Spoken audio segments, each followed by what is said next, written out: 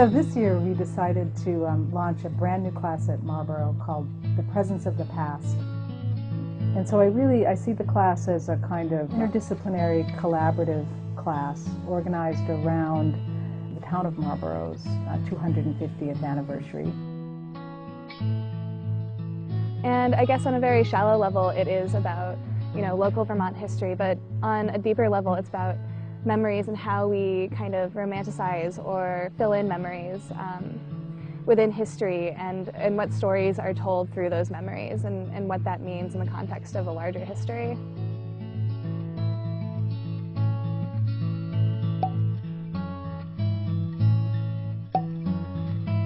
I'm a New York native, and in the course I am the sort of outsider. I am a research-oriented artist, and I am a person who, in all my work, enters history in some way and tries to get inside a piece of marginalized history and figure out how to lift it.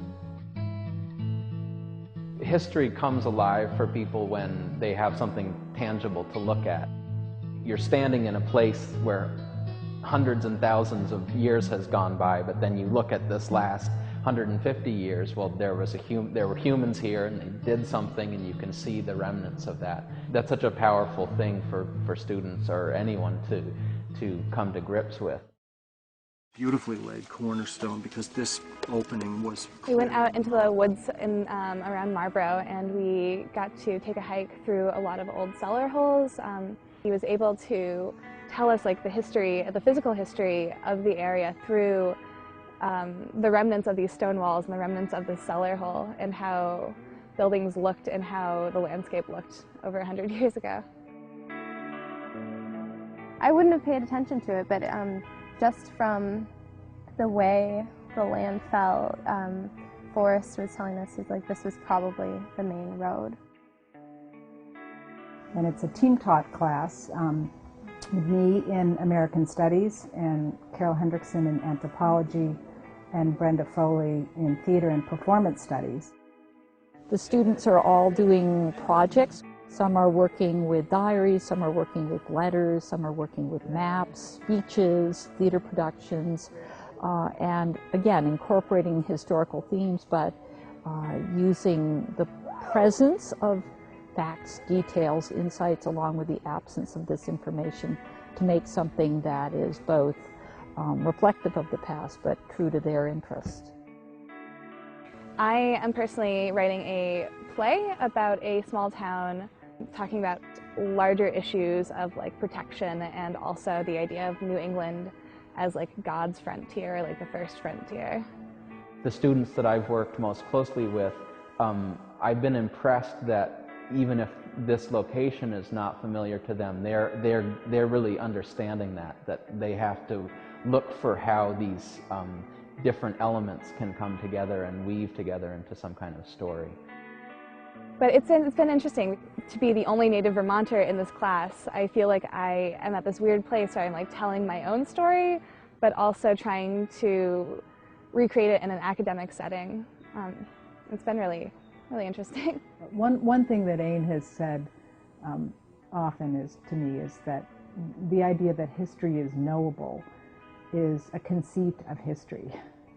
That in fact, history is fundamentally unknowable. But in history in particular, there's a way in which historians want to create a more seamless kind of narrative. And in Ain's work, he's continuously calling attention to the provisional nature of the history that he's telling.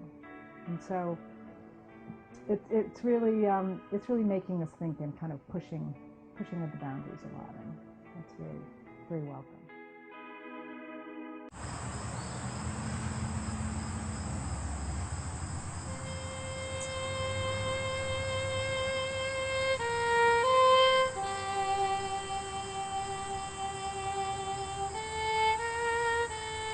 I am Ain Gordon, and I'm a theater artist, writer, director, actor, and I'm here in Marlboro researching a new play called Not What Happened. Part of the collaborative research of this project is with Forrest Holtzapfel.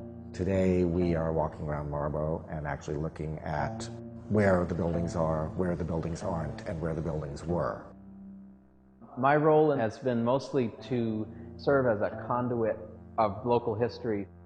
Local history is all about layers, so we might go look at a mill foundation, but then you have to use your imagination to put together a bunch of the other pieces as to why was this here, you know, what did this function as.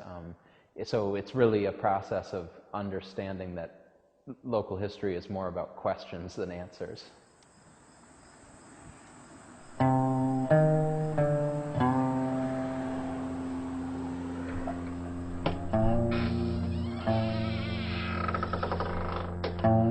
At one point, this building was used as a school as well because the elementary school was being constructed.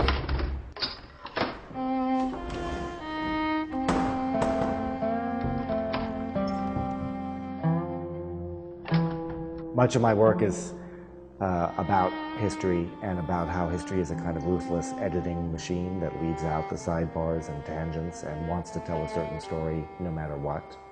And I'm pretty interested in all the things that don't get told and that are not deemed important enough to be historicized. First settlers that came was just kind of like, well, this is your right. You know, you have right 27. Right. And you show up and it's 360 acres and you find the best spot on it to build. Yeah, so the land kind of dictated where people settled.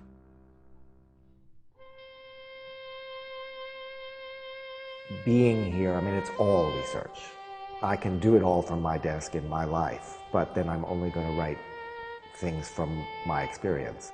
And something that sort of keeps me going is to be immersed in something I don't know.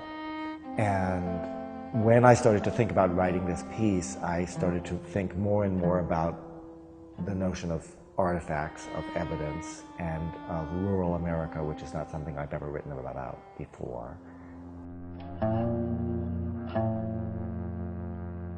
So this is Gerald Adams, who was the town's representative in Montpelier for a long time, but he's also moderator of town meeting. So someone did a nice job carving his name. I don't know if maybe it was him when he was a kid. I have no idea.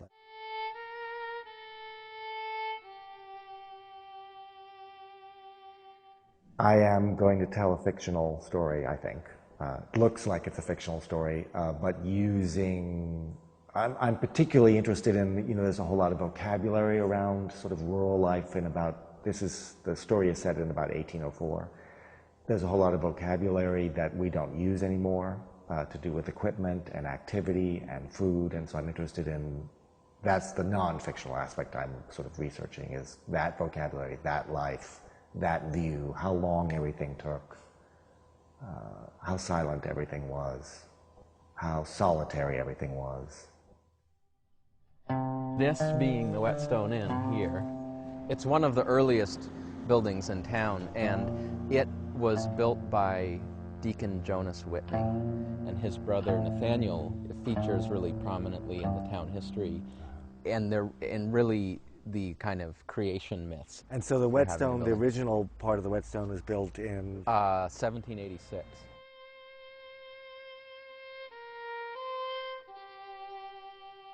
If you set out with a clear goal, then you prove the answers you sought.